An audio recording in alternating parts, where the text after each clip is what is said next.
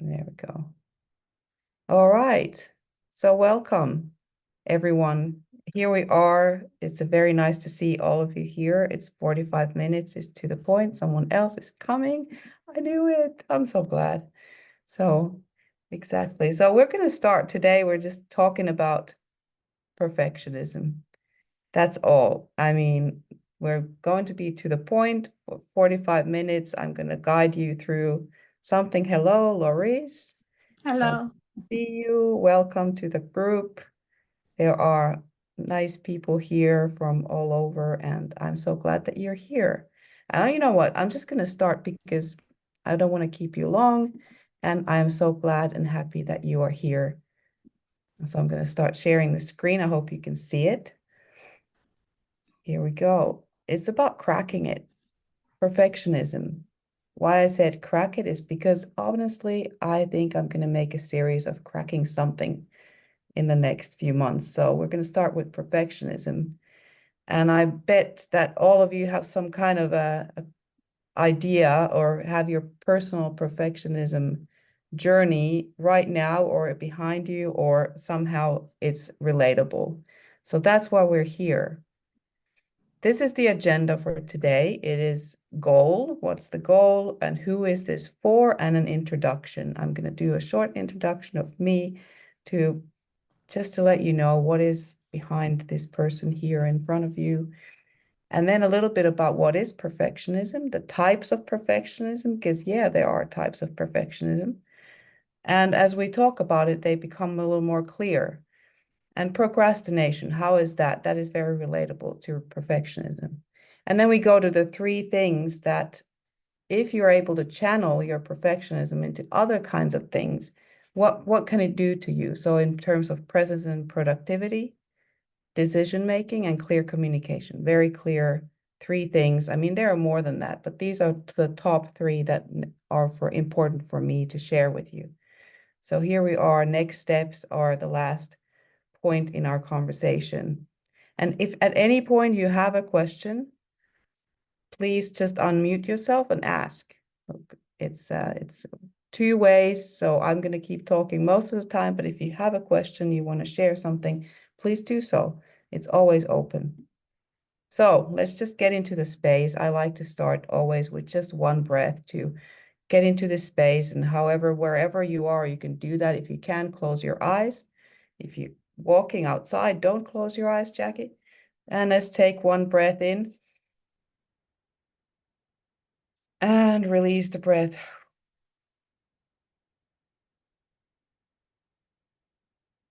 And let's just be present. So we're here in this space for the next few minutes together and focusing on perfectionism and cracking it. Here we go. I just found this really nice quote that kind of combines both of them, the perfectionism and the procrastination. So it says perfectionism is procrastination masquerade as quality control. Now, if you think about it, wouldn't that be quite accurate, right? We can mask perfectionism in so many ways. I'm sure you're with me. I don't see most of you, but if you raise your hand and say like, yes, you can say so many things and you could go around. It's like going around like this elephant in the room and you keep on talking about everything else. But yes, that's what it is. It's masquerade as quality control in so many ways. And we all have our stories that go behind this perfectionism, this procrastination, and all of this, right? And today's goal is to unmask a little bit of that perfectionism and procrastination kind of theme to get it a little bit behind it. Now we're not gonna go deep, deep, deep because it's only a few minutes, 45 minutes, but we're gonna unmask a little bit about the power that lies behind all of this. Because there's a lot of power and energy that we are investing into things that we're thinking in our mind and not putting out there and into this world because of these two things. So who is this for? If you've ever delayed starting a project, making a decision, expressing your opinion, or acknowledging your achievements or the achievements of somebody else. This is for you. So I am pretty sure that since you came here, at least one of those things, or some other variations of these, are probably going to be hitting home. I mean, yes, actually, all of those, I admit, straight on, starting projects, making decisions, expressing. And look, yes, I'm saying this like got it all together. No, I'm in the process. I've worked out a lot of things, and that's why I talk about it. And that's why, because I found a way to use that perfectionism in many ways. So that's why I'm here talking about it, but that doesn't mean that I'm perfect. No, and I will never be. We will never be. And there we go. And so a little bit of my story. See, I have to say, I have been training myself as a perfectionist my whole life. My whole life. Starting with dancing. I started at the age of 4 with a very high achieving older sister, giving me a perfect example of that perfectionism. So I've been training that, but it's been an internal training. See, I made it an internal game. Now, these words do not come in any kind of order. They come in the order of the length of the words. So I'm going to combine my story with these words. So don't get fooled by the how the words appear on the screen, other than the shape. I love shapes. And so my story started from within. I created that perfectionism, that idea that I have to become perfect. Of course, dancing, if you know anything, maybe you've danced yourself. Well, it's a a perfectionist game. You always go for perfection, which doesn't exist, and you know that, but you still go for it, and you're pushed to do that too. So yes, that environment is very nurturing to that mindset, and at the same time, it doesn't necessarily nurture the mindset of procrastination. So there, those two things are a little bit apart. In my case, they were together, but the perfectionism maybe must have been nurtured from the outside, but the procrastination part was from the within, because I did not realize that I was responsible for myself. I did not live authentically. I was living the idea that I thought what other people wanted from me. So I wanted to become a dancer, but I denied that for myself. I procrastinated with so many things. I didn't do auditions until they were over or the deadline was done. And then I kept beating myself up for that.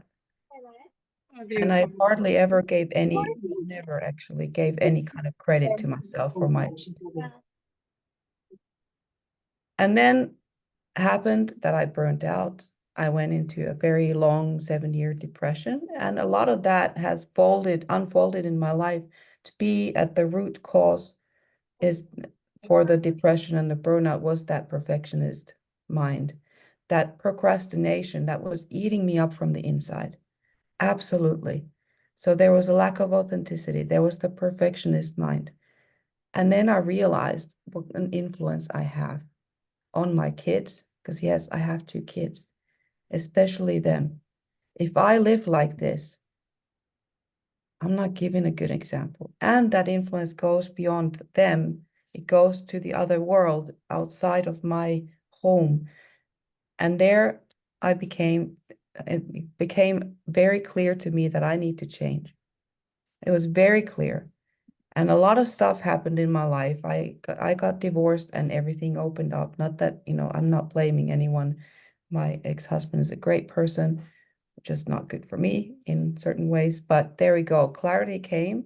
And that word responsibility that's on the screen opened up for me. And that also opened up the mind of the perfectionist here in my mind to start using it. And through that clarity of, yes, this is, first of all, awareness, I'm perfectionist. I'm looking for that. But since I know that I'm looking for it, I can use it and still do things and still find and applaud myself, still find satisfaction in my work, even if it's not perfect. And therefore came joy. And that's what I go for every day. Every day, I find moments of joy. I even forced myself to think back and be like, it was a crappy day, but Lord, what were the moments of joy? And that's how I've come to here right now. And I have so many other stories about this, but this is one that were about the perfectionism. And I know you all have a story. You have your perfectionist story. You have places where you have been using that kind of mindset, that energy, and you just need to find those stories and start twisting it around and using that. So today we're talking about it, perfectionism. What is it? It is the tendency to demand of others or of oneself an extremely high or even flawless level of performance. And I know you all know this, but I think this sentence is very powerful. Even a flawless level of performance. How many times have you thought, oh, once I've done this one thing here, because then I've gotten that other skill there, and then and then I will be ready, and then I'll be starting, and then I'll be doing, and whatever. And that then keeps on going forward. It keeps on being pushed back because after that one thing, well, you're attracted to something else, and then, oh, what, but that I need, or this I need to kind of work on a little bit, then it's going to be perfect enough or right enough or whatever enough.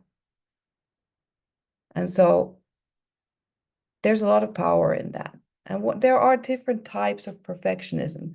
We kind of touched upon it a little bit until now in the earlier slides. One is the other oriented.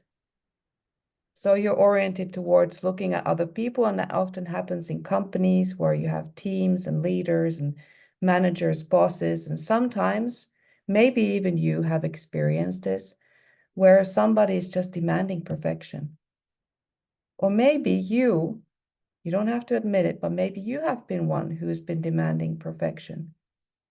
Or even every time that there is no satisfaction, you just keep on pushing more for more, which in one place is okay, right? To go for higher performance, but then there's a limit. A limit is when you don't give credit to anything, or it's always wrong, or it's always not enough. And self-oriented, the same thing, but towards yourself, right? I think that's where most of us can agree that we at least some point are self-oriented perfectionists. We demand perfection from ourselves. Maladaptive perfectionism, this is where regardless of what your level of performance was, regardless of what you just delivered or produced or how you performed, you're never satisfied. That everyone around you could be applauding, telling you what a beautiful job you did, how marvelous and fantastic whatever everything is, and internally you're feeling like, I could have been a little better. It could have been, that could have been. And I know this, like I'm admitting this has been my journey, and it has been a hard lesson to learn to not directly go to the mistakes. Because as a performer, I was performing my whole life on stage, dancing, and every time I had a performance, it didn't matter what the audience said. But I found my mistakes. They didn't even know. The audience didn't even know that I made a mistake, but I knew I made a mistake, and that's what I focused on. And that is just internally eating you up. And I know if you know this, you know. Adaptive perfectionism is a little bit kinder. It is perfectionism, however, this is where you're able to still find satisfaction. You're able to say kind of, okay, it wasn't perfect, but I found the good things. All right, this was okay.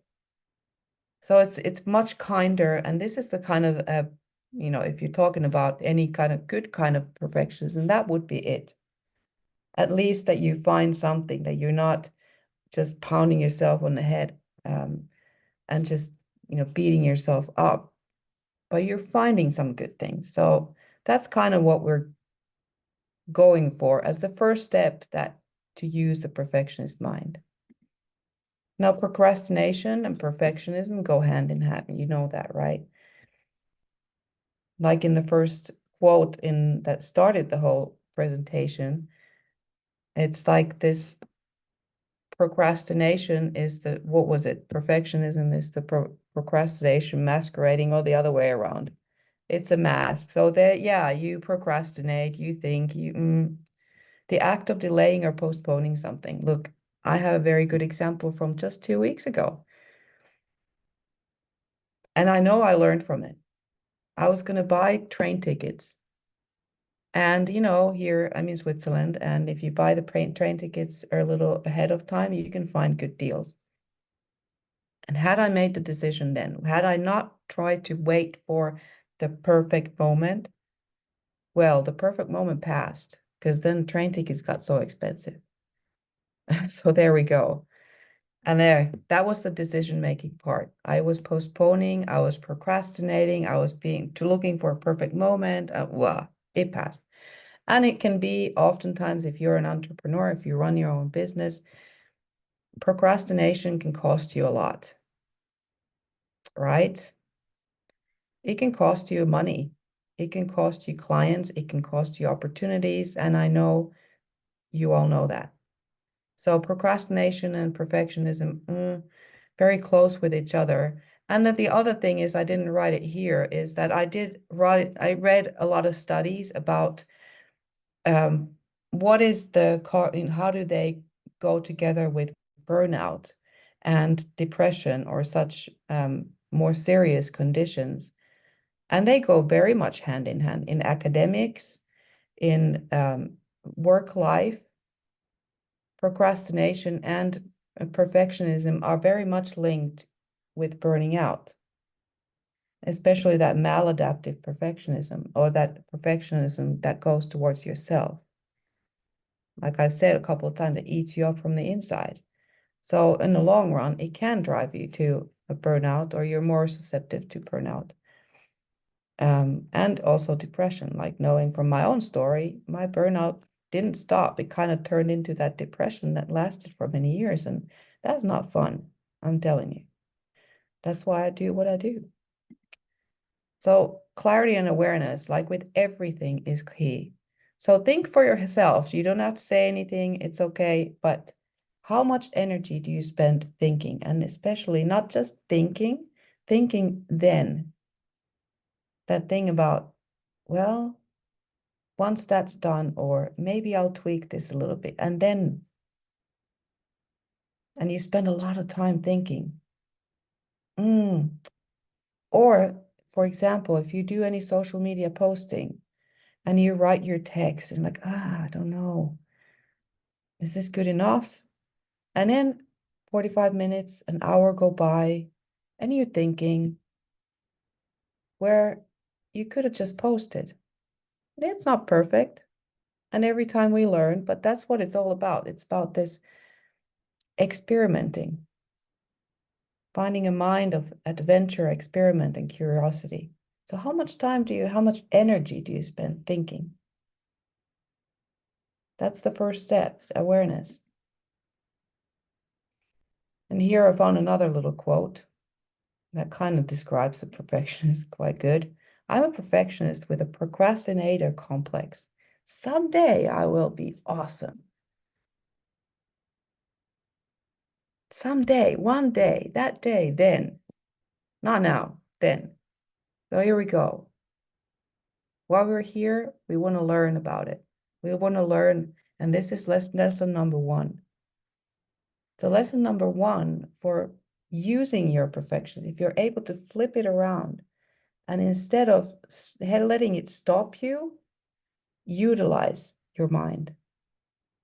It works on your presence and your productivity. Productivity is a given, right?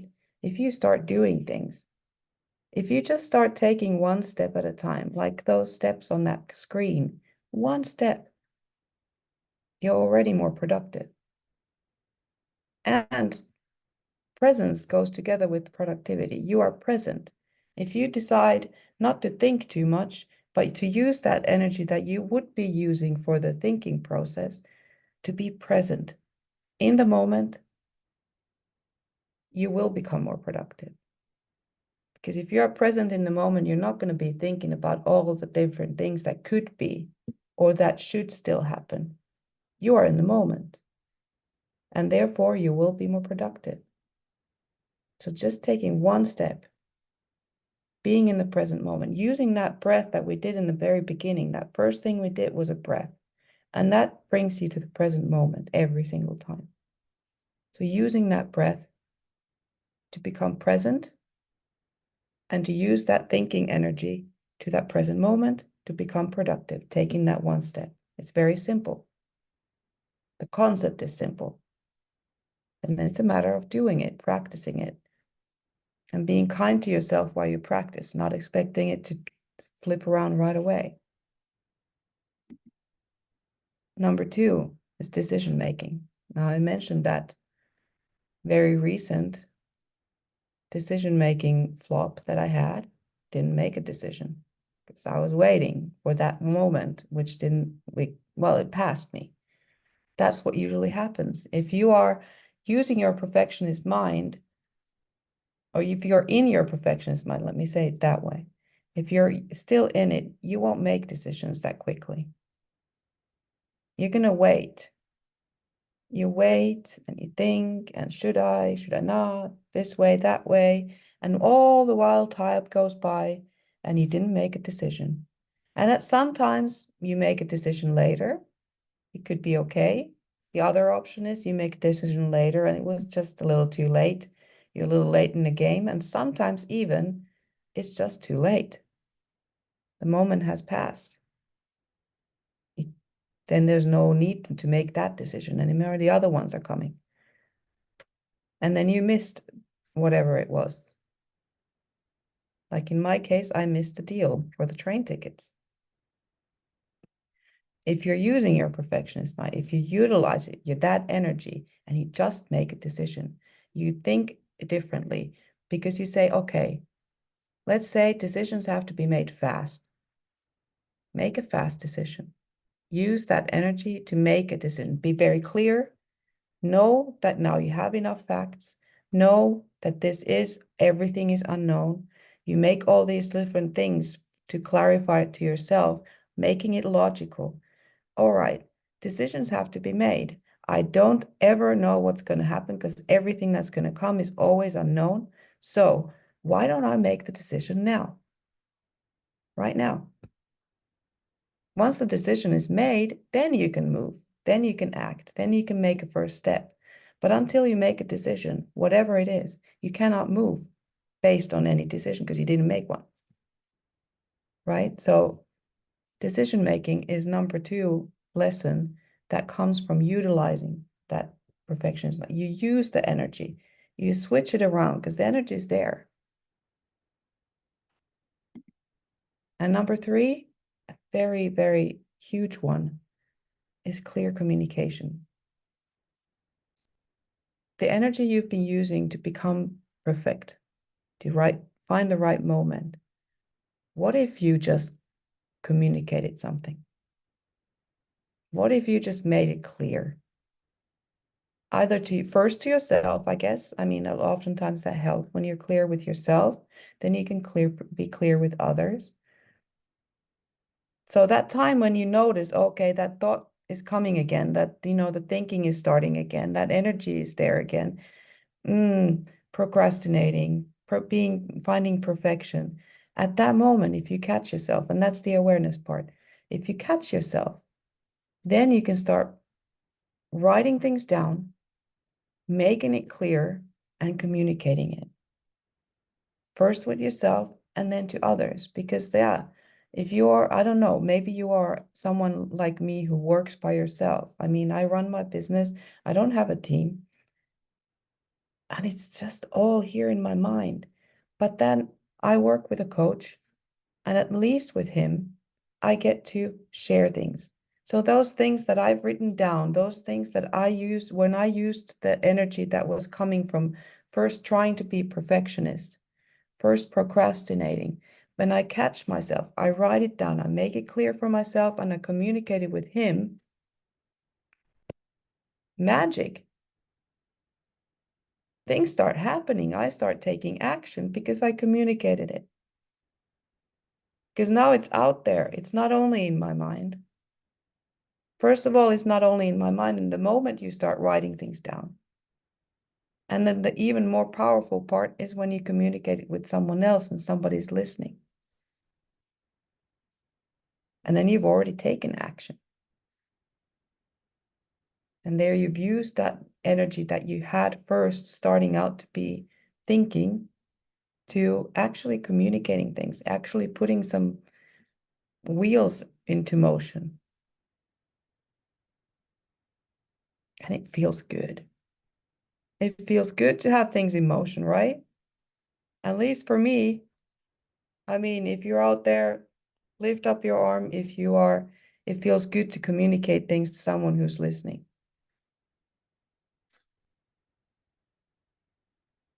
So we're on the same page. So conclusion here. Go really fast, actually. I've been like, do you have any questions before we go here? Here's a little bit of a, you have any questions in your mind, anything that you not clear or an example that you'd like to share? No, it's okay. And the questions don't have to be perfect either. So clarity is key and awareness is key. Now, whether we're talking about perfectionism, procrastination, or anything else, those two things are key. Once you're aware, once you become clear, oh, it's just easier. Types of perfectionism, we talked about those, and there was that one type that was a little bit more positive, right? The type where you're still looking for perfectionism, but you can find satisfaction in yourself. You can recognize, acknowledge yourself. And the other ones were a little bit more of the negative ones that kind of eat you up or eat others up if you're demanding perfectionism from others.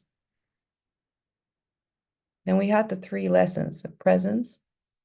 Well, actually, there were four because one had two parts, right? Presence, let's go back, and productivity, decision making. So crucial. Oh, one thing I wanted to say here that might help, because I want to give some tools, some little things, and we can't go into details, a lot of stuff here, but one thing that I learned from, I don't remember who it was, but someone who is in a very high leadership position, and they said, look, they used to be a perfectionist, and they used to be someone when they first started in a kind of leadership position at some point in their life. Making decisions was a big thing. A lot of thinking, a lot of gathering facts and here and there and, you know, thinking about things, finding the perfect decision. And that often didn't work, that kind of mindset. And little by little, they started making little things, little tricks for themselves to be able to decide faster. And they went so far as to having a coin in the pocket all the time. So when it comes to the decision making part, where you have to make a decision, and in some people's lives, the decisions affect a lot of other people's lives, right? He said he would take a coin, and the coin wouldn't really say one way or the other, yes or no. What it would do is he would say, okay, what's the heads, what's the tails? He would say, okay, your heads is yes, tails is no. He would flip it around, and whatever landed, it was heads, okay, yes. If that felt good, if that felt like, oh yeah, right, we go with that, then he would do that. If it hadn't landed, if it said yes, and internally he started feeling like, oh, I wish I had the other side, then he would know, okay, the right decision was the one that I felt in the inside. Because if it comes a yes, but internally you feel no, you're going to be feeling it on the inside. Because then you're going to be internally wishing, oh, I wish I had the other side. And then you know what to go with. Not with the yes, but with your gut. Not with the coin. The coin just shows you your path to your inner self to find that the right decision. And that's how he makes decision. Very simple, very, very easy. almost too simple for some people. They're like, oh, but it should be more no, why not? Why should things be more complicated? No. So the third one was the clear communication, the awareness, clarity, communicating to yourself, communicating with someone else. That's it. And amazing results. So here we go. That was the 3 lessons. Now, is it possible to use? It is possible to use the energy that comes from the procrastination, the perfection, that thinking, and create speed and high performance. And therefore, you feel good. Just imagine like a year from now, we're here 1 year from now, 2024, December 12th, and you were able to use your perfection. You were able to use that mind, that thinking process, that time that you spent thinking to actually making decisions, being present, being productive, making one step at a time, and doing things. It takes courage and it takes confidence. But what if 1 year from now you were able to do that? Let's say 85% of the time, 90% of the time. See, we're not perfect. There's still going to be some of that there. But if you are able to flip it around, how much can you achieve? How many more conversations will you have? How many more steps will you take towards something that's so scary right now? And how good will you feel? That joy. How much joy will you feel after 1 year of being able to do that? It's it's amazing. I can't even imagine. Just imagine back this year, whatever things that happened that you had no clue that were going to happen.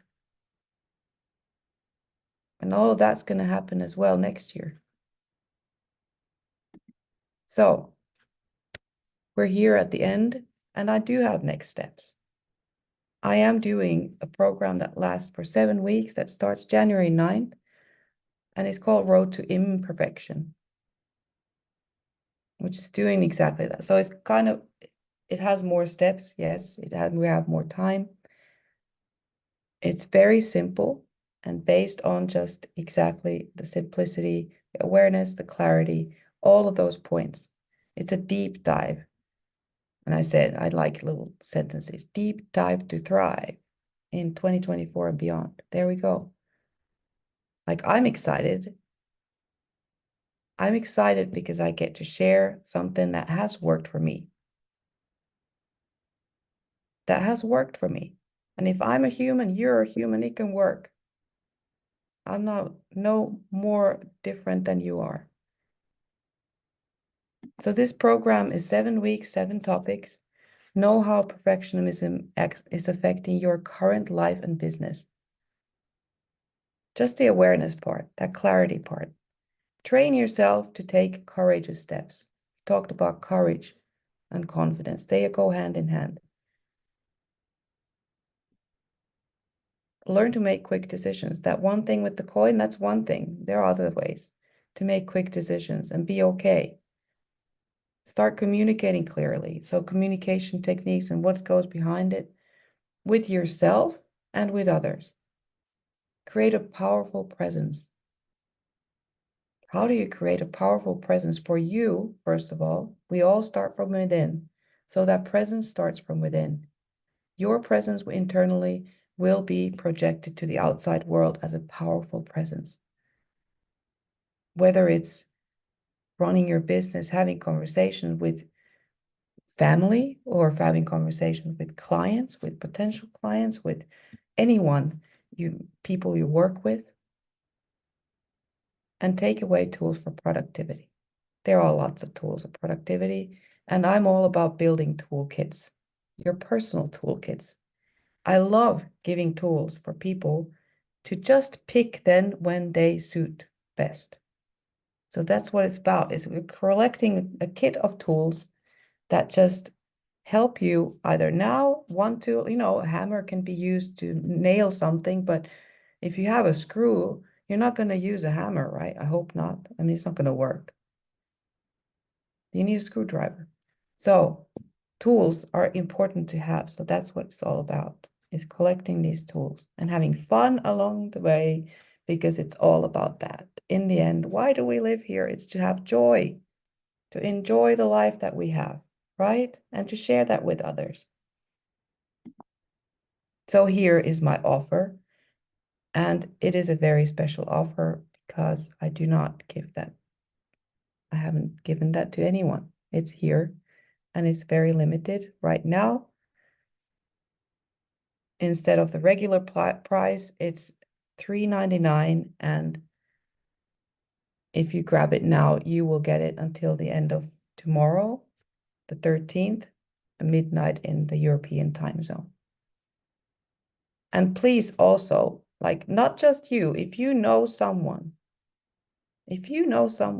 who says, comes to your mind and says, oh, that would be really good for them because this is a conversation we keep having over and over again, please do share.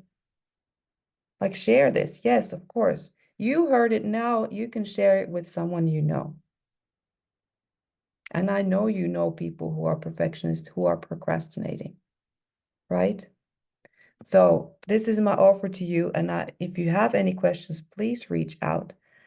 I am here and I will be checking the chat right now. There's AI chats. Hello, Berlin. Ah, good question. Lisa, thank you. Lisa said, as a perfectionist, how do you know when to stop a project, etc.? That's a very good question.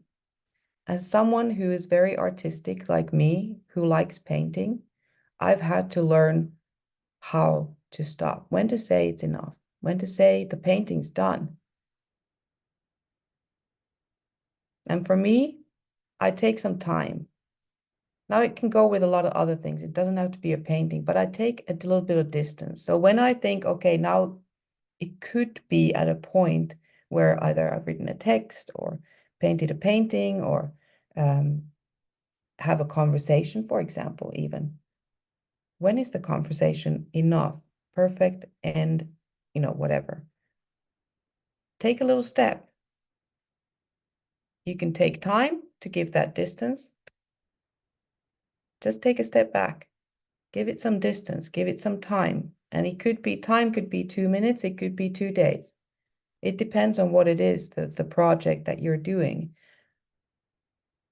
It could be one breath of time if it's a conversation. How does it feel? When I close my eyes and I take a breath and I'm in a conversation, does it feel like we're done? It's enough.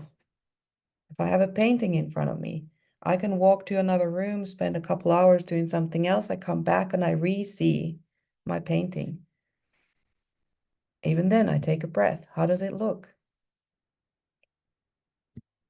Do I internally feel like, all right, it doesn't need anymore?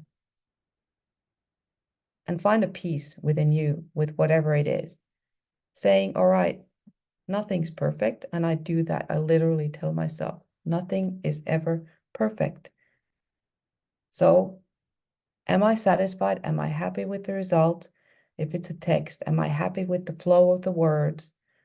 Is it telling what I feel like I want to tell? Then it's good enough. So I hope that helps in some ways.